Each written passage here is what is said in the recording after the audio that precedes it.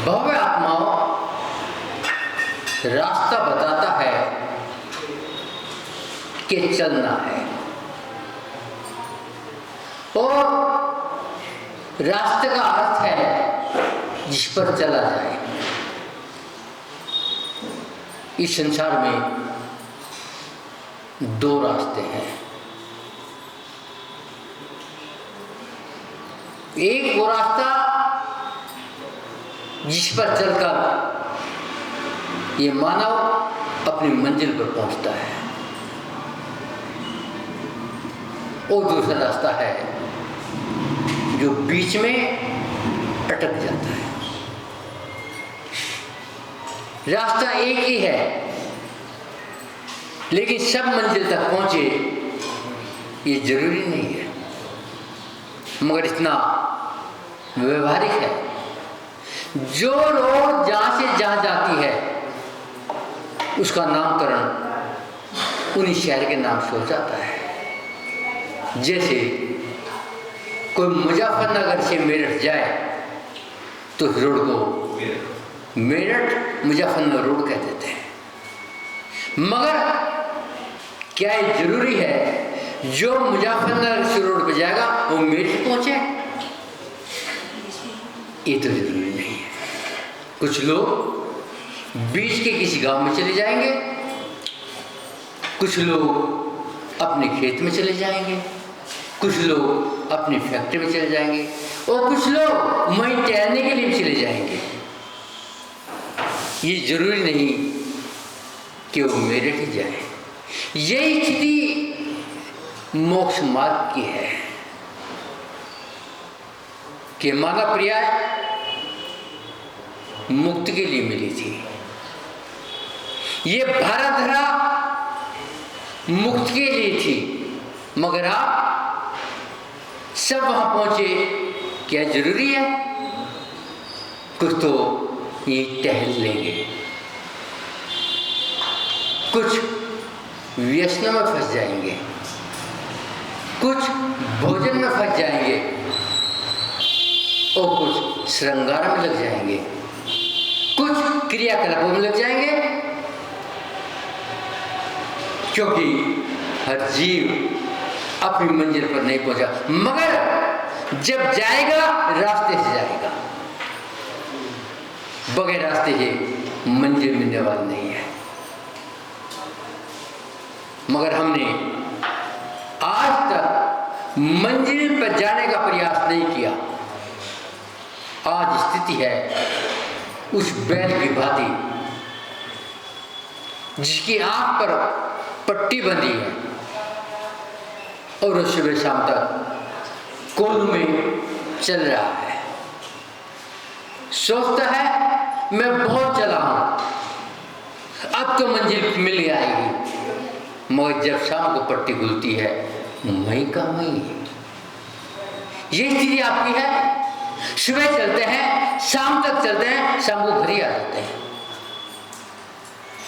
और आने के बाद में वही किलकिल, वही चिक-चिक, वही झंझट, क्योंकि शांति नहीं है, मंजिल पाई नहीं है। तो विचार करो कहाँ जाने की तैयारी है? क्या यही मुक्ति का मार्ग है? क्या इसे ही मोक्ष मार्ग कहते हैं? आचार्य कहते हैं हर जीव मोक्ष चाहता है, मोक्ष की बात करता है, मोक्ष के बारे में चर्चा करता है, मगर रास्ता भूलना नहीं चाहता, और रास्ते पर चलना भी नहीं चाहता, और ये रास्ता टेढ़ा मेढ़ा है। ये बिल्कुल डाबर वाली सड़क नहीं है, इसमें कहीं कहीं गड्ढे भी हैं, कहीं कहीं झाड़ झंकार भी हैं, और रास्ता लंबा है, कहीं कहीं नाव भी हैं, और कहीं कहीं जहरीले जानवर भी हैं, कहीं कहीं बड़े बड़े विचित्र मोड़ भी है, कहीं पर खाई भी है, कहीं पहाड़ भी है। इसके लिए जब चलना है तो पूरा नक्शा बनाना होगा कि मुझे कहाँ पहुंचना है। मात्र मंजिल कहने से मंजिल नहीं मिलेगी, मोक्ष कहने से मोक्ष नहीं मिलेगा। पहले रास्ता, उसके बाद में मंजिल। जो 6 नंबर की बात है वो रास्ते पे चलने की बात है, मंजिल नहीं है, रास्ता है। और रास्ते पे चलेंगे, रास्ते पता है कितने कितने गड्ढे आते हैं। बस उन गड्ढों को जानने के लिए, उन झाड़ों को जानने के लिए, उन विषैले सर्पों को जानने के लिए ये रास्ता, यह रास्ते के बताने वाला आज के पंचकमाल में बहुत जरूरी है। जब सुखमा काल था, जब रास्ता बताने वाला मिले या ना मिले, क्योंकि तीर्थंकर थे। आज तीर्थंकर नहीं है, कोई सामान्य केवली भी नहीं है, कोई श्रुत ज्ञान का धारी भी नहीं है। बस चलना है और मंजिल पर जाना है। तो रास्ता जानने के लिए कुछ पाना है, और बगैर उसे जाने रास्ता नहीं मिलेगा, क्योंकि ये दुखमा काल है। मगर हम चलते हैं, आंखों पर पट्टी है, चाहे रात की हो, चाहे कसाई की हो, और चाहे आकर्षण की हो, क्योंकि रास्ते में बड़े आकर्षण मिलते हैं। न जाने कौन किस लोग में फंसा ले। और जो इस रास्ते पर चलने के बाद में विचलित होता है, मात्र एक कारण है, गुरु। क्योंकि उसने गुरु कौन लिया है? पढ़ा लिखा हो सकता है, मगर अनुभवशील नहीं था। जब भी तो आकर्षण पड़ा है। रास्ते टेढ़े मेढ़े हैं, सड़क पर बोर्ड लगा रहता है, सावधान, अजीब मोड़ है, खतरनाक मोड़ है।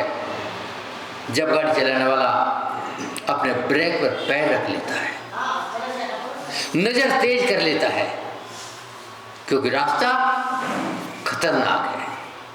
यदि लापरवाही करी तो एक्सीडेंट निश्चित है, दुर्घटना निश्चित है।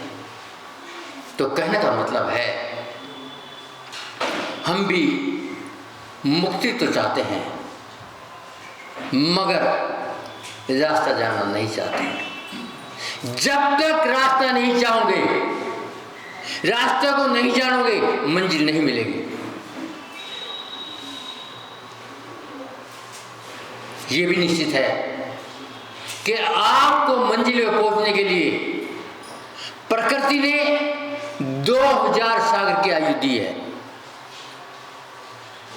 इसमें कितना समय तो एक इंद्रिय में निकल गया,